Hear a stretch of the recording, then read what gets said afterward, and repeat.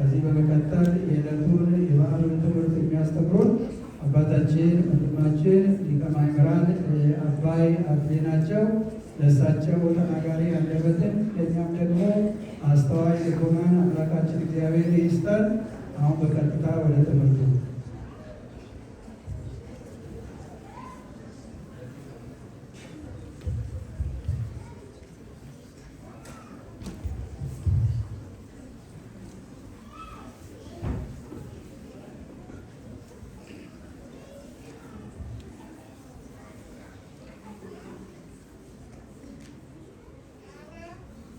ሳትደክም የተሸከምከን ሳታንቀላፋ የምትጠብቀን ቸል ሳትል ጸሎታችንን የምትሰማ ምንም ሳትቀበል ሁሉን የምትሰጠን ይልቁንም ወጥቶ መግባት እንደ ቅንጦት በሚታይበት በዚህ አስቸጋሪ ዘመን እኛ ከማናየው አንተ ከምታየው እኛ ከማናውቀው አንተ ከምታውቀው ክፉ ነገር ሁሉ ጠብቀህ ዛሬ ስላሳየኸን አባታችን አምላካችን መድኃኔዓለም ሆይ ምን እንሰጥሃለን?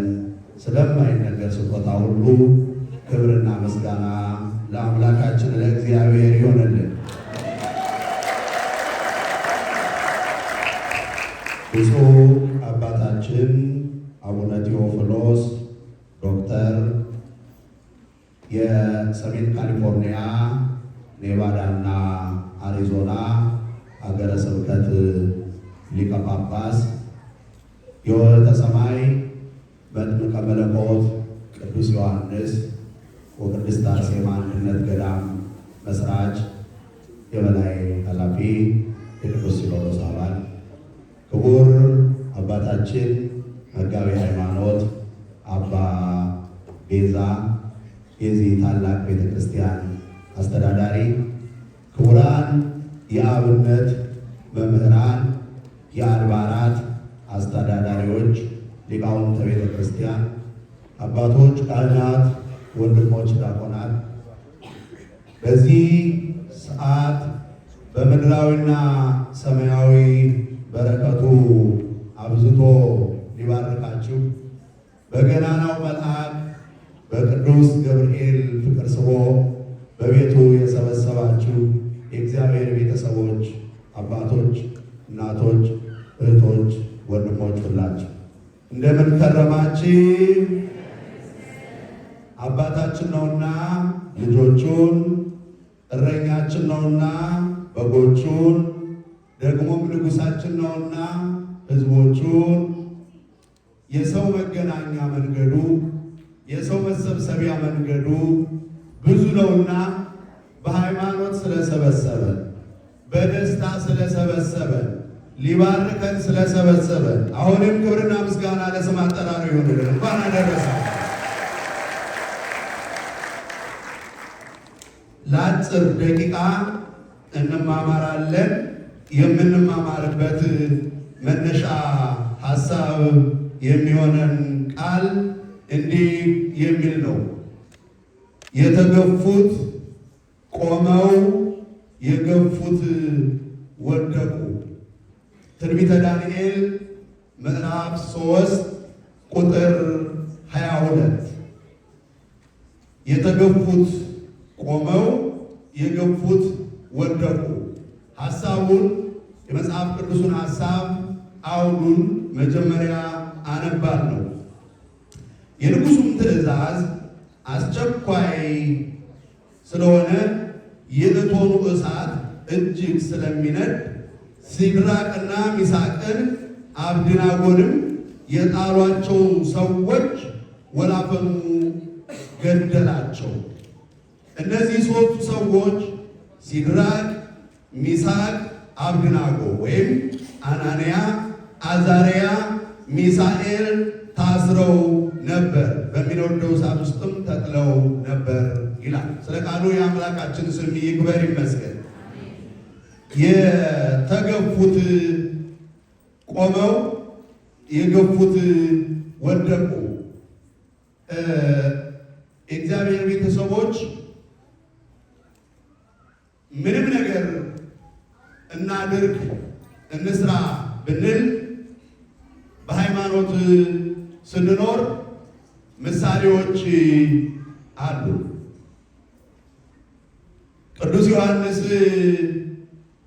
አፈወርቅ አንዲት ጨካኝ የሆነች ገዢ በብዙ ስቃይ በተለያየ ጊዜ በተለያየ መከራ ስታሰቃየው አንድ ቀን ወጥቶ እንዲህ አላት፣ እስካሁን ያልሆነ እስካሁን ያልተደረገ ነገር በእኔ ላይ ምንም አታደርጊም።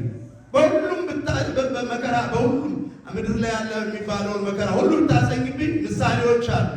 እንጨት ላይ ብትሰቅልኝ ስለ እኔ ያለ በደሉ ያለ ኃጢአቱ መስቀል ላይ እየተሰቀለ ውሃ ሳይሆን እኔም ተጠማሁ ያለ በሞቱ ሕይወትን የሰጠኝ ጌታዬን አስባለሁ። እኔማ በደለኛ ነኝ። ወደ ተለያየ መንገድ በተለያየ አቅጣጫ ብታሰቃየኝ ምሳሌዎች አሉኝና አንዱን ለዚህ ትምህርት የሚሆነንን ሀሳብ ስናነሳ እሳት አያይዘሽ ከሚነደው ይልቅ 7 እጥፍ አቀጣጥለሽ ወደ እሳት ብትወረውሪኝም ምሳሌዎች አሉኝ።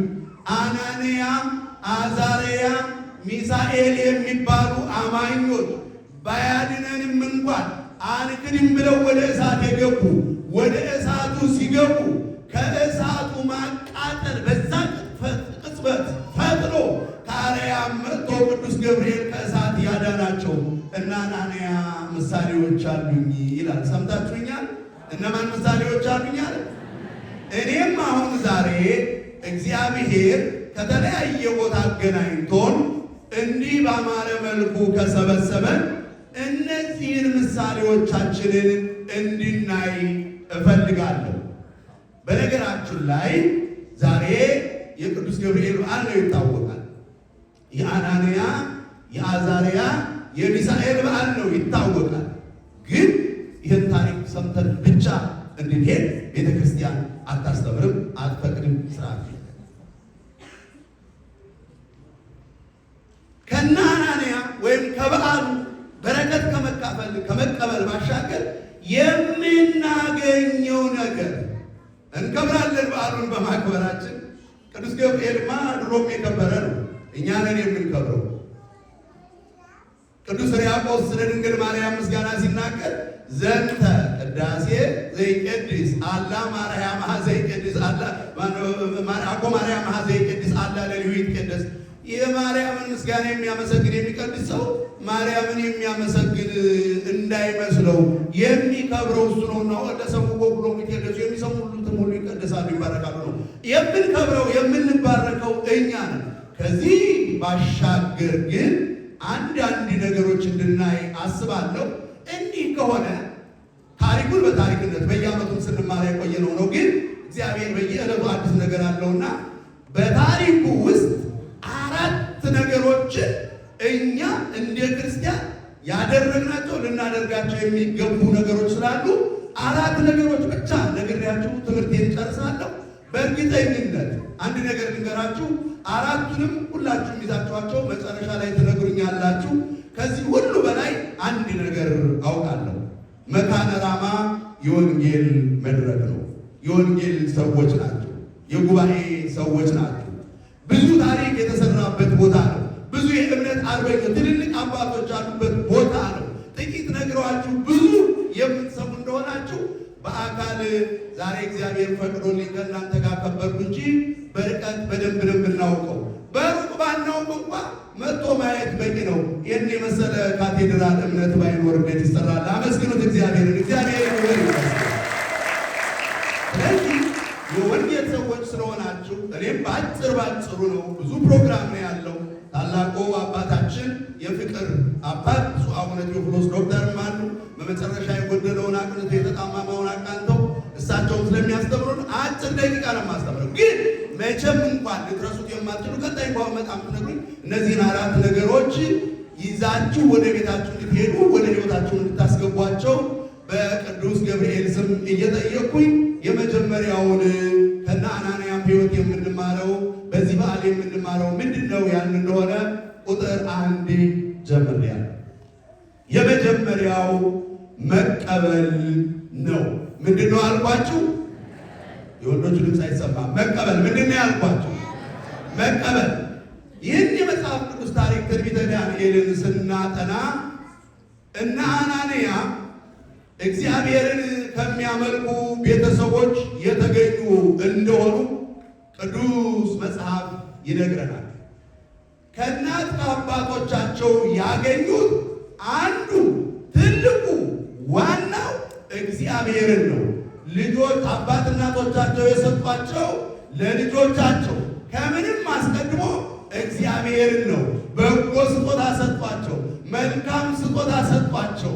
ጊዜ፣ ቦታ፣ ሁኔታ የማይገድበውን እግዚአብሔርን ሰጧቸው። በወጀብና በአውሎ ነፋስ መካከል መንገድ ያለውን እግዚአብሔርን አስተማሯቸው። ሁላችን ራቁታችንን ተወልደን በብዙ በረከት ያከበረ፣ አንዳንዶቻችንን በአገልግሎት በረከት፣ አንዳንዶቻችንን በእውቀት በረከት፣ አንዳንዶቻችንን በገንዘብ በረከት፣ አንዳንዶቻችንን በተለያየ በልጅ በረከት ያከበረውን እግዚአብሔርን ሁሉ ያለውን እግዚአብሔርን ለልጆቻቸው ሰጧቸው።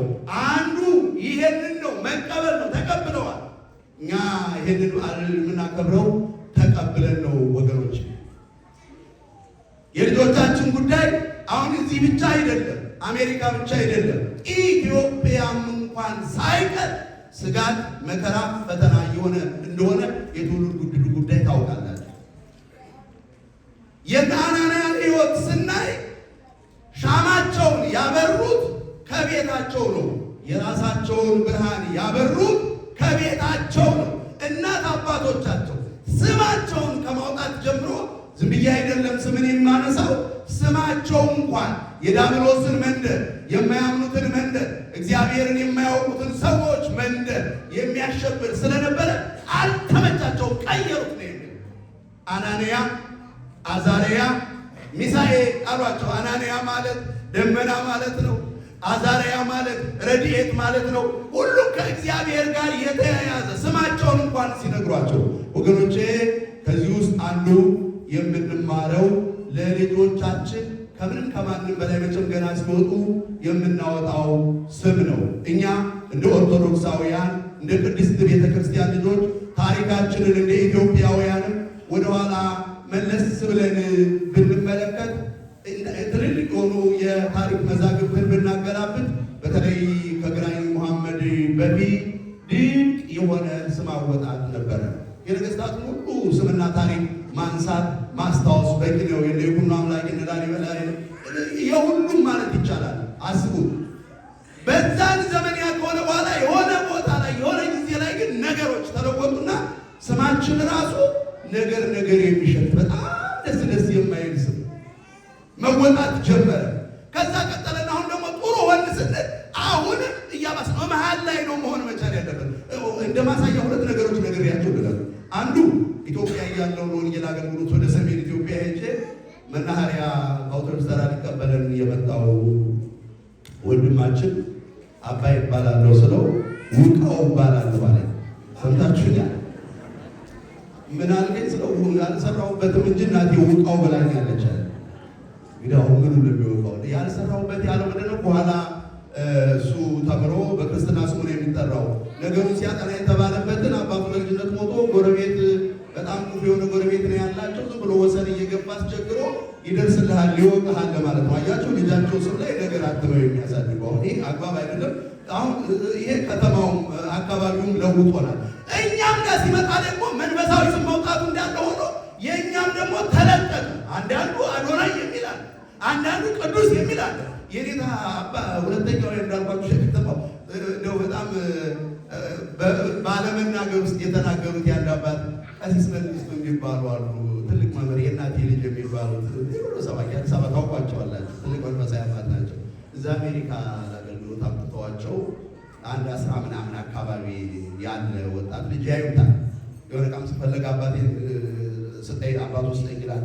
የሆነ ነገር ሲል እናቱን ሲያዝ ይላል። አቤት አይተውልድ ይላሉ። እንደዛ ነው አመላቸው ወሰደውና ሲታዘቡ ሰንብተዋል። አንድ ቀን እናት ልፍ ብላ ሌላ ጋር ያለችው ልጁና እሳቸው ብቻ ፊት ለፊት ላይ ይፋጠጣሉ። ልጁ እዛ ጥግ ላይ ቁጭ ብሏል። የሆነ ዕቃ ፈልገው አንተ ልጅ ያችን ዕቃ ሰጠኝ ልጅ ሲሉት እሱ ጌም እየተጫወተ ነው። አላያቸው ብቻ በብዙ ጉትጎታ አያቸው። አቤት ብሎ ቀና ሲል ማን ነበር ስምህ አሉት። እንደው ልጅ ከመል ብለው ቅዱስ ነው አባታችን አላቸው። እሱን ተወው ያንን ዕቃ ቀበለኝ። ያዩት ነገር አለ። አሁን ይሄም የሚሰጠው ለማን ነው? ለእግዚአብሔር ነው። እና እነዚህ አሁን አያችሁ ስማቸው ራሱ ረድኤት የተቀበሉት አንደኛ ሃይማኖታቸው። ይህን ያደረጉበት ምክንያት እናት አባቶቻቸው እግዚአብሔር ባወቀ ነው። ነገ እኔ ላልኖር እችላለሁ፣ ነገ ገንዘቤ ላይኖር ይችላል። ወገኖች ለልጆቻችሁ ስጋዊ እውቀትን ብቻ ይልቁንም ደግሞ በስጋ ያለውን ነገር ምንም እኛ እንኳን የመጀመሪያ መጪዎች ሆነን ወይም ደግሞ መጀመሪያ እዚህ ሀገር የመጣን ሰዎች ሆነን የጉልበት ስራ ተሰርቶ ስንት መከራ ታይቶ ዋጋ ተከፍሎ ቤት ተሰርቶ መኪና ተገዝቶ እየተኖረ ነው አይደለም። ነገ እነሱ ይህን ስጋዊውን ነገር ይህን ቤተክርስቲያን ብቻውን ሊሰራ የሚችል የሀገር መሪ የሚሆን ልጅ ማውጣት ይቻላል። ግን እግዚአብሔርን ካልሰጠናቸው ከባዱ ነገር እሱ ነው። ልጆቻችን በቤቱ ይደጉ የምንላችሁ ዋጋ ክፈሉ የምንላችሁ ቅድስት ቤተክርስቲያን ዛሬና አናንያን በዓል ስታስተምር ይህንን በዓል የምታስተምረው እግዚአብሔርን እንዲጠቅሙት ብቻ እንዳይመስላችሁ፣ ቤተክርስቲያንን እንዲጠቅሙ ብቻ እንዳይመስላችሁ፣ መንፈሳዊ ቢሆኑ ብቻ እንዳይመስላችሁ፣ በስጋቸው የሚጠቀሙ የሚባረኩ እንዲሆኑ ነው። ስለዚህ እኛ ከአባቶቻችን ተቀብለናል፣ ሃይማኖትን ተቀብለናል፣ ስርዓትን ተቀብለናል፣ ቤተክርስቲያንን ተቀብለናል። ልጆቻችን ላይ እየሰራ ነው። ልጆቻችንም እየተቀበሉ ነው ያሉት። መቀበል የመጀመሪያው። ሁለተኛው መጠበቅ ነው። ምንድን ነው ያልኳችሁ? አትሰሙኝ ግደለ ምንድን ነው ያልኳችሁ? መጠበቅ ነው ያልኳችሁ። አሁን መከራ መጣ፣ ፈተና መጣ፣ ችግር መጣ፣ ሀገራቸው ተወረረ። ባቢሎናውያን ወረሯቸው። ይልቁንም ደግሞ ሀገራቸው ምድረ በዳ ሆነች፣ ተማረኩ። ምርኮ ራሱ መስፈርት አለው። መጽሐፍ ቅዱስ ሲነግረን የነገስታት ቤተሰብ የሆኑ ይልቁንም ደግሞ አስተዋይ የሆኑ ብልሆች የሆኑ የሚል ከነዚህ መካከል ብዙ ሊኖሩ ይችላሉ። ታሪካቸው ጎልቶ በመጽሐፍ ቅዱስ የተጻፈልን ግን አናንያ፣ አዛርያ፣ ሚሳኤልና ዳንኤል የሚባሉት ናቸው። አራቱ ከተወሰዱ በኋላ ጥሩ ድል ነው ያገኙት። 3 ዓመት የትምህርት ድል ነው ያገኙት።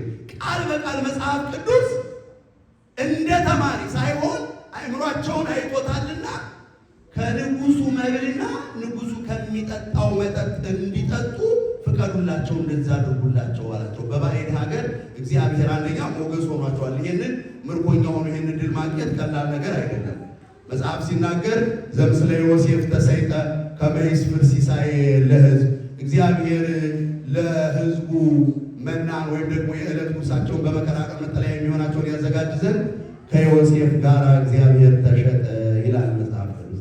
እነዚህም ወጣቶች ሲወጡ እግዚአብሔር አብሯቸው ነበር። ሲማረኩ እግዚአብሔር አብሯቸው ነበር፣ ሞገስ ሆኗቸው ነበር። አሁን እዚህ ላይ ነው ነገሩ ያለው። ሁለተኛው ምንድን ነው አልኳቸው? መጠበቅ። መጡና ብሉ አሏቸው። ይሄ እነሱ በሚያምኑት፣ እነሱ በሚያውቁት፣ እነሱ በተማሩት፣ እነሱ በሚያመልኩት በእግዚአብሔር አካሄድ፣ እነሱ በሚመሩበት መጽሐፍ ቅዱስ የሚያረክስ ምግብ ስለነበረ አሁን መፈተን ተጀመረ። በደንብ ስሙ ወገኖች። ኃጢአት ሄደው አይደለም የሚያረክሳቸው ነገር ሄደው አይደለም፣ በር አንኳኩቶ እነሱ ድረስ መጣ። አንድ ነገር ልንገራቸው፣ አቅቶ የተውነው ኃጢአት እንደ ጽድቅ አይቆጠርልንም። እደግመዋለሁ፣ አቅቶ የተውነው ኃጢአት እንደ ጽድቅ አይቆጠርልንም። እንዲህ ማድረግ ነበር ብለን ስላቃተን የተውነው ኃጢአት በር ድረስ አንኳኩቶ መጣ።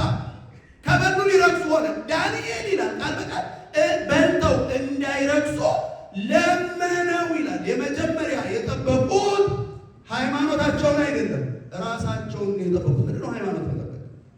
ሃይማኖታችንን መጠበቅ እንዳለብን እንመጣበታለን። ዛሬ በዚህ በዓል አንዱ የምናደርገው ሃይማኖት መጠበቅ ነው። ሃይማኖት መጠበቅ ስንል ግን በሩቅ ሄደው ኦርቶዶክስን መጠበቅ እንዲህ እሱ ጥሩ ነው። ራስህን ከመጠበቅ ራስሽን ከመጠበቅ ይጀምራል። ከኃጢአት፣ ከክፋት፣ ከተንኮል፣ ከዘረኝነት፣ ከክፋት ራስን ከመጠበቅ ይጀምራል። ከመጾም ከመጸለይ ጀምሮ ራስን ከመጠበቅ ይጀምራል። ሃይማኖትን መጠበቅ ይጀምራል። ራሳችንን ስንገዛ ራሳችንን ስንጠብቅ ነው። እነዚህ ወጣቶች አንበላም ይቅርብን ያሉ ወገኖች፣ ዛሬ እኛ ነገሮች ሁሉ ተመቻችተውልን ምክንያት ፈልገን መጾም የማንፈልግ ሰዎች አይደለም። ምክንያት ካስፈለገ እነዚህ ወጣቶች በሰው ሀገር ነው ያሉት፣ ቋንቋ ያውቁም፣ ችግር አለ፣ በጣም ብዙ ምክንያት መደርደር ይችላሉ። ግን ምክንያታቸውን ሁሉ ዘግተው የመጀመሪያው የነገ ማምለጫቸው ስለሆነ ዛሬ መጸለይ ጀመሩ። የነገ ማምለጫቸው ስለሆነ ነገ ገብርኤልን ከሰማይ የሚስበው የዛሬ ጸሎታቸው ነው። ነገ ገብርኤልን ከሰማይ የሚስበው የዛሬ ጾማቸው ነው። እንዲህ አይደል የሆነው? ዘካርያስም ይህንን እኮ በሩን ዘግቶ ዘመኑን ሁሉ ሲጸልይ ኖረ ነው የሚለው። መጨረሻ ላይ ግን ከአርያም የሁላችን ወዳጅ የእግዚአብሔር ባለሟል ክንፉን እያማታ ወደ ተቸገረው ለዘመናት ሲጸልይ ወደ ኖረው በቤተ መቅደስ ወደሚያጥነው ወደ ሽማግሌው ወደ ዘካርያስ መጣ። እግዚአብሔር ይክበር ይመስገን። አሁንም በበረከት ወደ ሁላችን ይምጣ፣ በብስራት ወደ ሁላችን ሕይወት ይምጣ። ስለዚህ ዛሬ ላይ በራቸውን ዘጉ። ግድ የለም አንበላ ፈትኑን አሉ። ለ10 ቀን ያህል ሳይበሉ ቆዩ። መጠበቅ የሚባለው ይሄ ነው። ሃይማኖታቸውን ጠበቁ። መጨረሻ ላይ ሲታዩ ከሌሎቹ ይልቅ ያማሩ የተዋቡ ሆነው ተገኙ። እግዚአብሔር ይሄንን ያደርጋል። አያችሁ፣ እግዚአብሔር ይሄንን ይሰራል። አያችሁ፣ ያን በማድረጋቸው ራሳቸውን ጠብቀዋል። በራሳቸው ውስጥ ሃይማኖታቸውን ጠብቀዋል። ዛሬ ወገኖቼ ቅድስት ቤተ ክርስቲያንን እግዚአብሔር በአባቶቻችን አሳልፎ ለእኛ ሰጥቶናል። ዛሬ እኛ የምንገለገልባትን ቅድስት ቤተ ክርስቲያን ኢየሱስ ክርስቶስን የምናመልክባትን ቅድስት ቤተ ክርስቲያን በቃላቸው ትምህርት ብቻ አይደለም አባቶቻችን ለእኛ ያስረከቡ። በአጥንታቸው ብዕር በደማቸው ቀለም አድንቀው ጽፈው ወደ እሳት እየገቡ በብዙ መከራ ውስጥ እያለፉ ነው ለእኛ ያስረከቡ። አገር አለብን።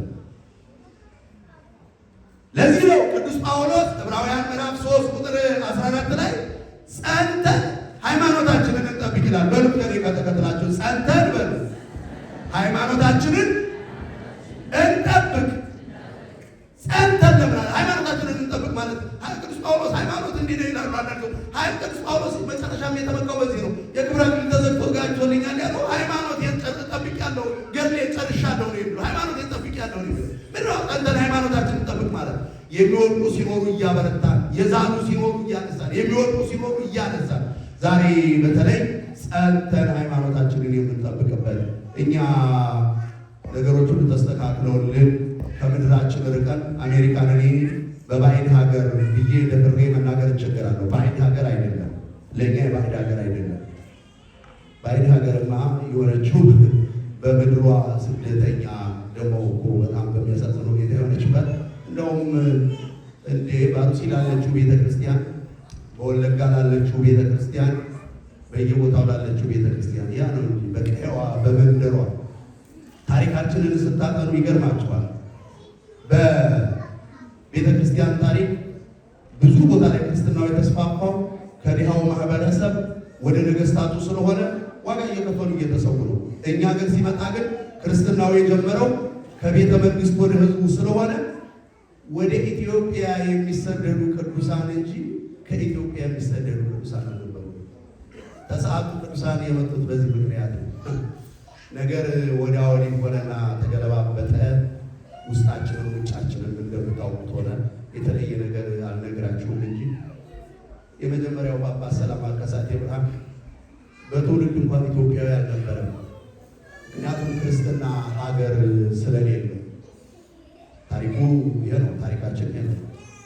ከእምነት ውጭ የሆኑትን ሌሎቹን ሳይቀር የተቀበለች ቤተክርስቲያን ዛሬ እንደ መመክር ተደርጎ ተቻችለን እንኖራለን የሚባል ነገር አለ። እንደምታውቁ ተቻችለን አይደለም እየኖርን ያለ ነው፣ ችለን ነው እየኖርን ያለ ነው። ችላ ነው ቤተክርስቲያን እየተቃጠለች፣ ካህናቶቿ እየታረዱ፣ ብዙ መከራ ነው ያለው፣ ብዙ ስቃይ ነው ያለው።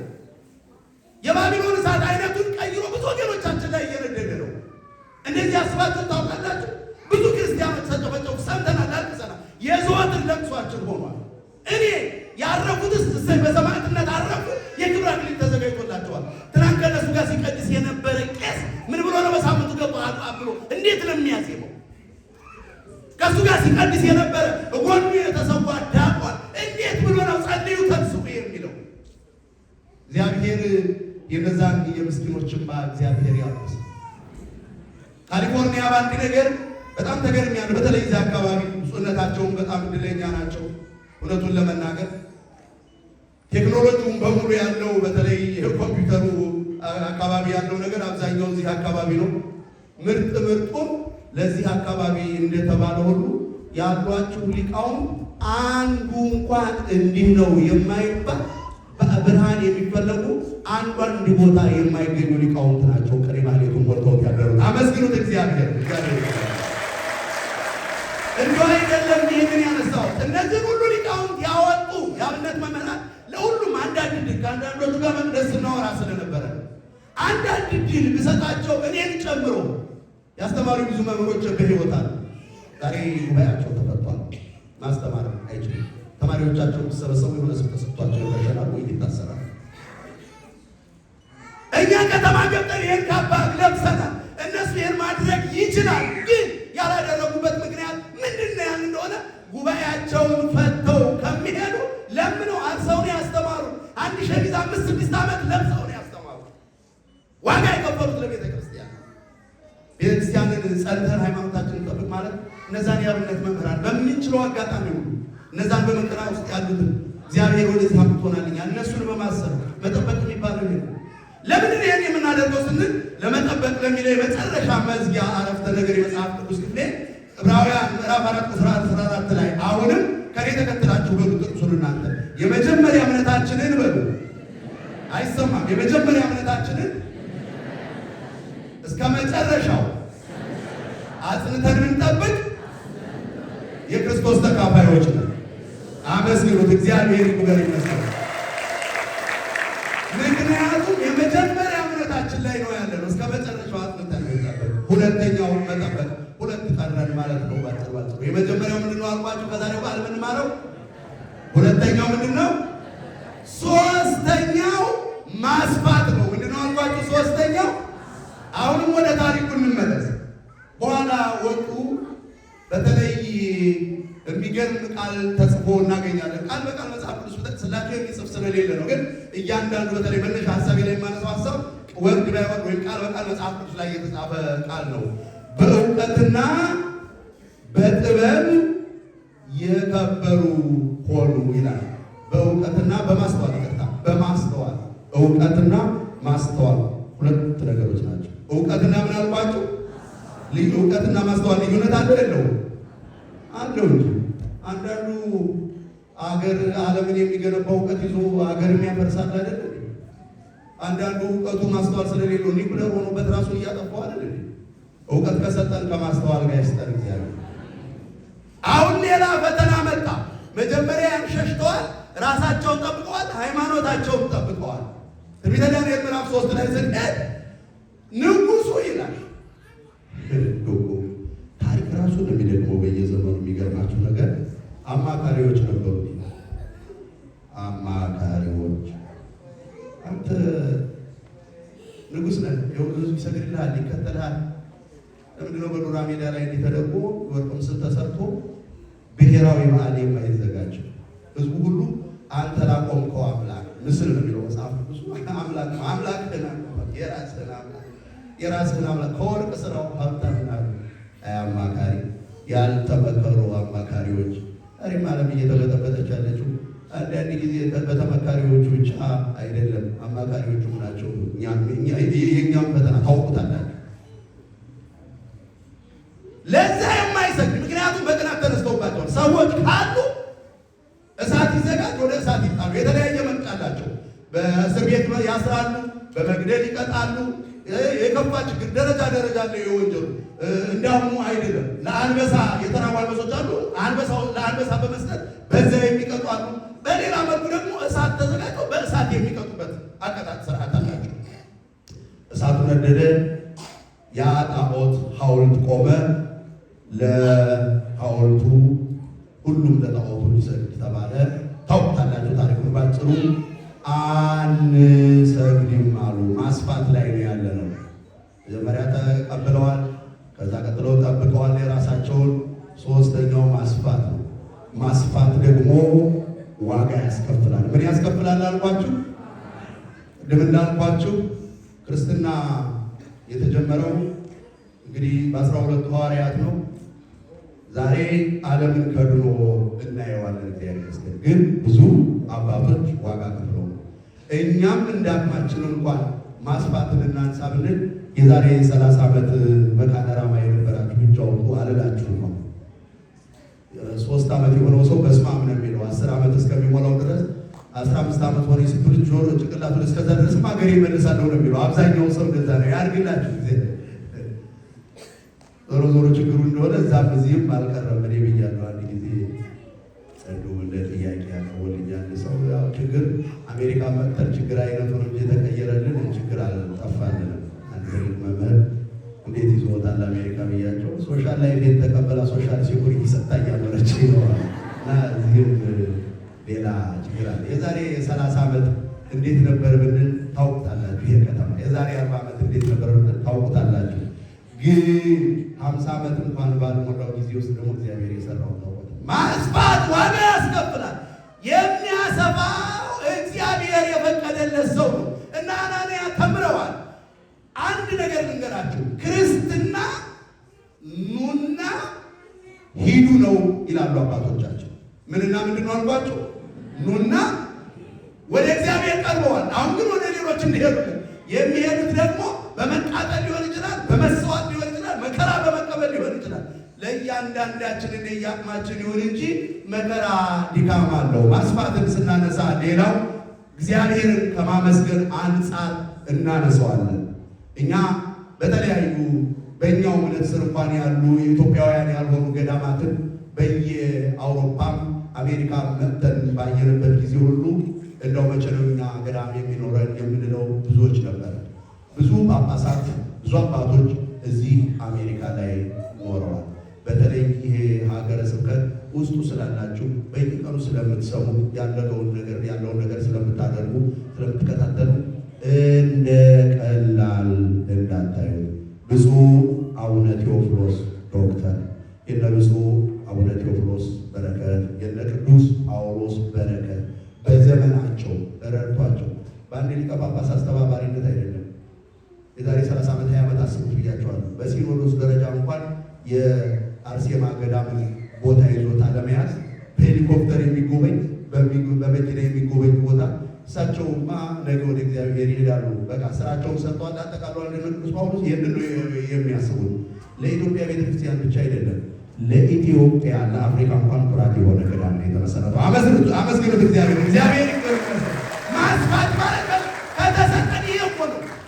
እግዚአብሔር እንደው ይሰፋል። ወደ ሌላ ነገር አልገባም እንጂ ለእያንዳንዱ ነገር በቃ ጊዜ ከሰጥ ወይም ቅድመ ትምህርት ነው የምለው። ነገ መታሰራለ የማንሰራበት እንኳን የማንሰራበት ጊዜ ለሰሚ ይላል ጠቢቡ ሰሎሞን። መስማት የማንችልበት ዘመን ይመጣል። መለመን የማንችልበት፣ መጸለይ እንኳን የማንችልበት፣ መስራት ሌላ ጉዳይ ነው። ተው እግዚአብሔር ከሰጠ ወይም ቅድመ ትምህርት ማስደቆ ለአቃቤ ሥራይ እስማመሩ ለኖህ በጊዜ ጤና ተገብረት ይላል ዮሐንስ አፈወርቅ። ከመታመም ከመሄድ ከመያዝ በፊት ባለመድኃኒቱን ፈልገው ስራህን ስራ።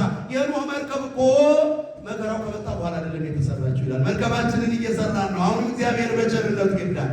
ማስፋት አሁንም ከዚህ በላይ ልጆቻችን ላይ መስራት ማስፋት ያስፈልጋል። ወደ እሳቱ ቢሆን እንገባለን እንጂ አንሰግድም አሉት። እንግዳው ትቃጠላላችሁ ብሎ እሳቱን እንደገና 10 እጥፍ እንዲቀጣጠል ተደረገ።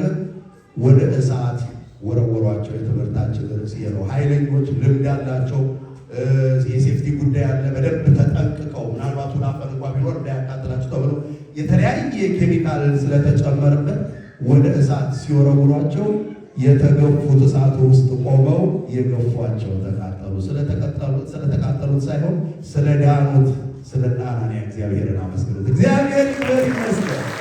እና አናንያ ዘማሪያን ሆኑ። እና አናንያ ማህሌታውያን ሆኑ። በዛ ውስጥ ሆነው ከላይ ቃልያም ገብርኤል መጥቶ የቅዱስ ገብርኤልን ስዕል ታዩታላችሁ። ይታያቸዋል አይደል? እሳቱን አጠፋው አይደለም የሚለው ይታያቸዋል። እሳቱ አለ የለም? እሳቱንማ እሳት አደጋ ሊያጠፋው ይችላል። ውሃም ያጠፋዋል፣ ነፋስም ያጠፋዋል።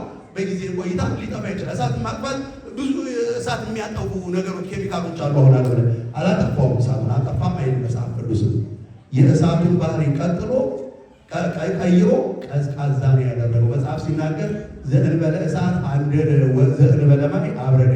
ያለ እሳት ያነዳል፣ ያለ ውሃ ያበርዳል። ይሄ የኛ አምላክ የኔና የእናንተ አምላክ እግዚአብሔር ከላይ ከአርያም መልአኩን ልኮ አያችሁ።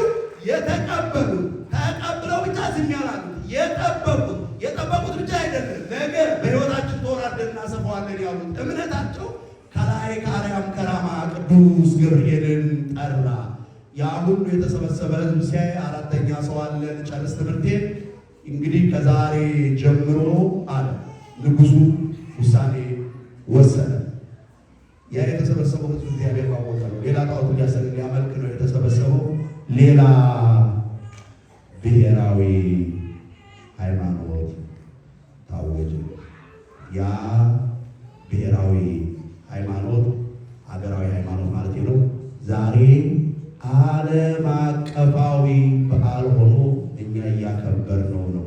ለጣዖት የተዘጋጀው በዓል ታሪክ ተለውጦ ጣዖቱ ተሰብሮ ሰይጣን አፍሮ እግዚአብሔር ከብሮ የገብርኤልን በዓል ለብዙ ዘመን እያከበርን ነው። አመስግኑት እግዚአብሔርን። እንዲህ የተሰራ በዓል ጀግኖች የሰሩት በዓል ነው። ይህ በዓል የንጉሥን ሀሳብ ያስቀየሩ የእምነት አርበኞች አራት። ስለዚህ ወገኖቼ ዛሬ ማስፋት ደረጃው ይለያያል። ቅድም እንዳልኳችሁ ማድረግ ያለብንን በማድረግ ለቤተክርስቲያን አሰራታችንን በማውጣት እንደ ፈቃዱ የሆነው እኛ ችግር አለብን። አባል ሆኑ እንኳን ስንባል አንዳንድ ጊዜ የትኛው ቤተክርስቲያን ሄዳለሁ ሁሉም የኔ ነው እንደዛ ብሎ ነገር የለም።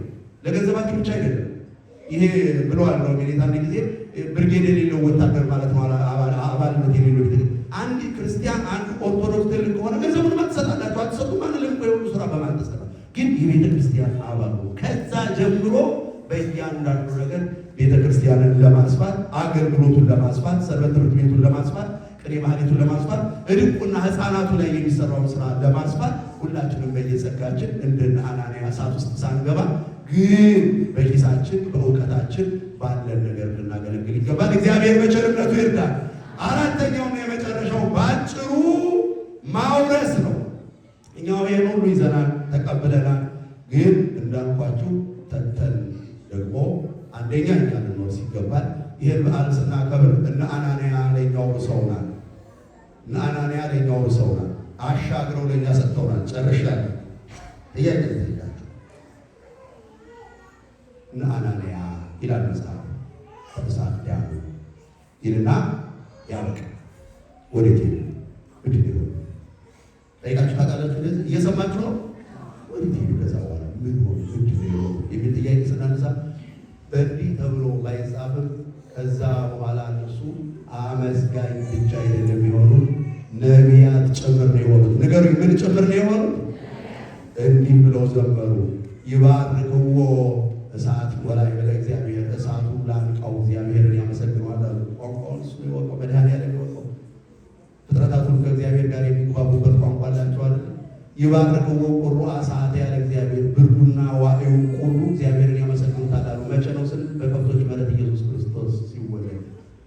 ይባርክዎ ከዋክብተ ሰማይ ለእግዚአብሔር፣ የሰማይ ከዋክብት እግዚአብሔርን ያከብሩታል ያመሰግኑታል። ይባርክዎ ፀሐይ ወወርኅ ለእግዚአብሔር፣ ጨረቃና ፀሐይ እግዚአብሔርን ያመልኩታል።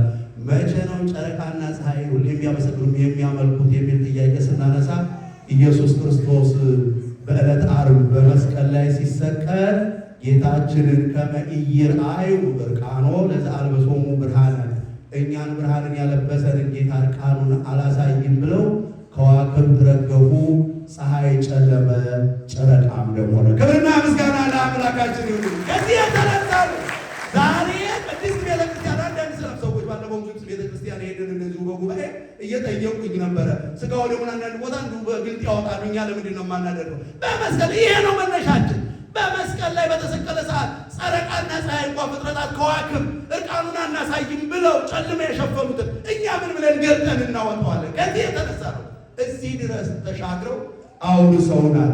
ዛሬ እኛ ለልጆቻችን እንድናወርስ ትልቁ በዚህ በዓል ደግሞ በስለ መውረስ እንማር ካልን ዕብራውያን የመጨረሻ ጥቅሴ ምዕራፍ 1 ቁጥር 14 ላይ ሁሉም መዳንን እንዲወርሱ የሚላኩ ለማገዝ የሚላኩ መናፍስት ናቸው ይላቸዋል ቅዱስ ገብርኤል። ቅዱስ ገብርኤል መዳንን እንድናገኝ ብቻ አይደለም በስጋችን መቼም ዛሬ አናንያን ታሪክ አነሳን እንጂ እያንዳንዳችን ተናገሩ ብንባል ገብርኤል ውለታ ያልዋለለት ማለት እኔ ተናገረው ብትሉኝ የኔ ታሪክ ሊያደርግላችኋል። ወይም ደግሞ አስተማሪ የሆኑ ካልሆነ በጣም ሰፊ ታሪክ። እኛ በቤታችን የገብርኤል ነገር እጅግ የተለየ ነው። ያም ስለሆነ አባታችን ወደ 7 ልጅ ወልዶ ገና በሕፃንነት ነው ሁላችንም ትቶን ያረፈው። ግን አንድም ቀን ዝክር አስታውሎ ያውቅም። የገብርኤል ወዳጅ ነበረ።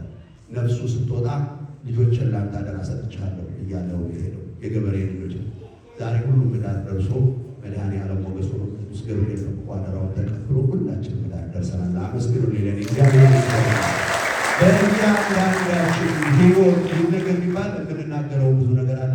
ይህም ብቻ አይደለም። ቅዱስ ገብርኤል ገና መንገዳችንን አቅቶ መንግስቱን በጥበቃው ያወርሰናል። ስለነበረን ሰዓት ያስተማረን፣ የመከረን፣ የገሰጸን ልዑል አምላካችን እግዚአብሔር ይክበር ይመስገን። ልጠይቃችሁ ነው። አንደኛ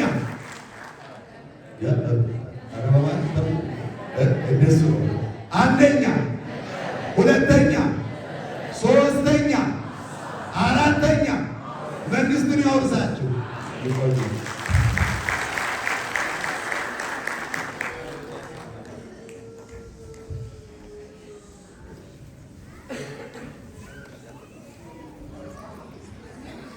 እግዚአብሔር ይስጥልን፣ ቃለ ሕይወትን ያሰማልን። በማርያም ቃለ ሕይወትን ያሰማልን። በሕይወትና ይጠብቅልን። እንደገና በእውነት የተማይመራን አባዬ አጥሌን ብድግ ብላችሁ አመስግኑልኝ። በእውነት ነው። እግዚአብሔር ይስጥልን፣ ቃለ ሕይወትን ያሰማልን።